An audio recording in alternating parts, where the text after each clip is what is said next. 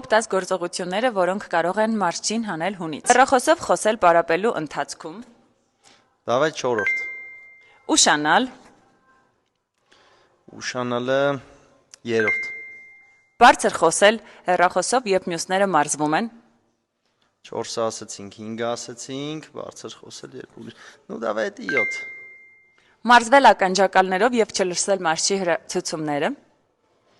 Դա առաջին հաստատ։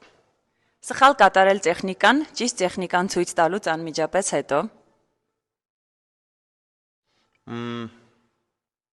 Давай это 8, հասկանալի է մի քիչ։ Մոռանալ նախավարժանք անել։ Մոռանալ նախավարժանք անել, այդ կարանք